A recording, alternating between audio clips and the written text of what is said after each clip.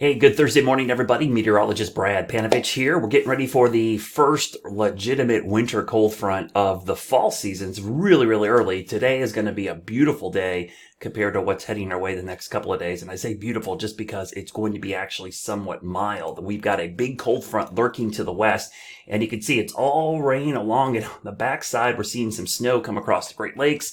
On the backside in Ohio, this is not going to be a big snowmaker for the mountains, but there is going to be a little bit on the backside. The real big story with this is the cold air. There's a wider look at it. You can see how big this front is. It extends from New England all the way back into Texas. And if I throw the temperatures on here real quickly, you can see the big contrast in temperatures ahead of it. Temperatures are in the 60s, 70s, and 50s. Behind it, it is brutally cold. In fact, the temperatures back here this morning in the single digits, and you're like, that's normal for them. Well, not for November. This is really cold air for November. Ahead of this system, you can see how warm it is out here. So this is a really cold air mass that's going to be heading our way coming up tonight. Now, it's mainly going to be rain, but on the backside, that northwest flow moves in.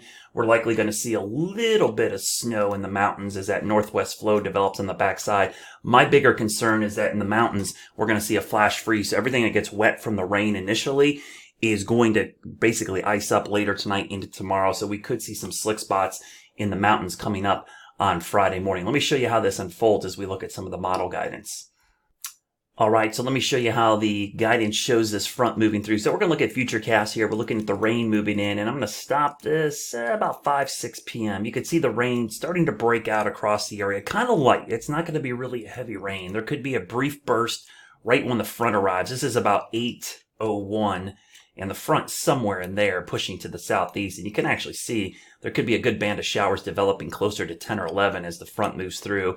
And then by midnight, it starts to push off to the southeast. And again, there's that brief shot of maybe some snow or a little bit of what we call rime ice, which is basically the clouds just icing up instantly on the treetops and the mountaintops on the backside. And you'll see that pushing through. And by tomorrow morning, wake up, it should be completely dry here. But because that system came through so quickly and the temperature dropped so rapidly on the backside, that's how you get the flash freeze, which then causes big time issues with icy roads in the morning. Let's look at the temperatures as this moves through.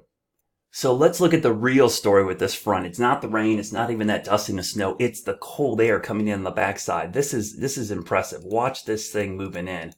This is crazy. Right here about 9, 10 o'clock tonight, the temperature begins to plummet in the mountains. Look at the temperature contrast across the area. We're still in the mid 60s down here. You're getting closer to Charlotte. We're in the 50s. Back into the mountains, we're in the 30s. And then you've got 30s and then 20s back here. It is going to be crazy to see this cold air moving in and watch it just infiltrate the area during the morning tomorrow and drop south. And again, just real quickly, some of these temperatures in the 20s and teens. This doesn't even factor in the wind chills, which will be, probably in the single digits in the mountains, if not below zero. And across the Piedmont, 20s and, teens in some locations. That's incredibly cold for this time of year. And that cold air mass is locked in place tomorrow. So you could see it kind of moving in and just camping out. Tomorrow night is going to be really cold. We're seeing a hard freeze in many locations. I'm going to go towards Saturday morning. Let me stop this about 6:20 in the morning. And just to give you an idea, this is a really hard freeze. So if your house is not winterized yet, and I mean the hose is disconnected, crawl space vents closed up, all the stuff we do typically as we get closer to the heart of the winter, you might have to start doing it now and make sure that the furnace is ready to go, carbon monoxide detectors are charged up or have batteries, and make sure the pilot lights are all lit and everything. Just be real safe, because this is going to be a really cold pattern for the next several days. And I'll loop this a couple times just to show you how impressive this front is as it moves into the southeast. And I mean, once it gets here, this cold air is going to be sticking around because it's going to reload. Here's a wider view. You could see the big pool of Arctic air moving into Canada. And so waves of it will be coming down. So the first wave arrives this weekend. It's the second wave next week that is even colder, in my opinion. And as it comes down, there's going to be more snow cover to our north and northwest. Not a ton of snow up there, but enough that it won't be as modified or warm as the next surge of cold air coming down. In fact, I'll show you what this looks like as we go into the future as that next surge of cold air comes down.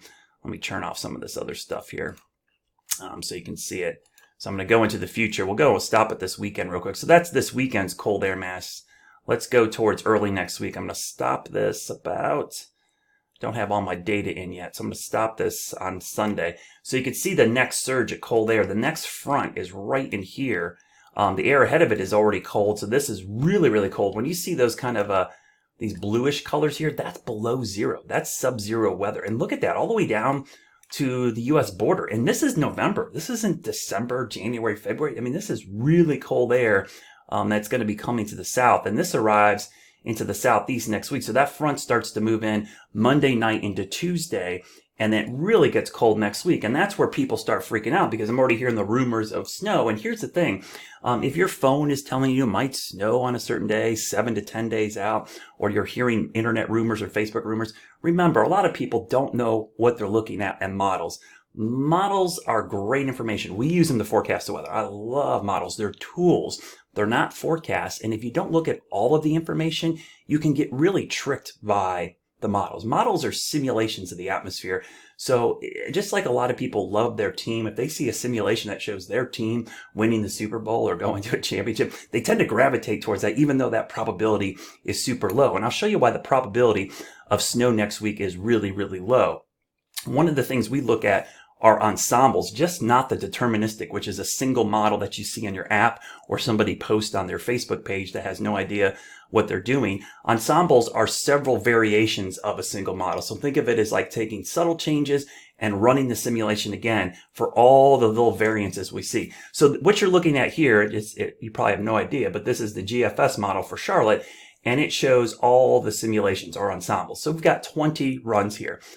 Only 1 to 2 of them shows a trace of snow, grand total of 0 inches. So the GFS is showing no snow in the Charlotte area. If I look at the European model, which is a model we all look at as well, it shows virtually the same. Now it has more simulations. It has over 50 simulations. It has a couple, 1, 2, 3, 4, 5, 6, 7, 8, 9, 10, 11, 12, 13 that shows some type of snow, and only 2 that show any kind of accumulation. So 2 out of 50.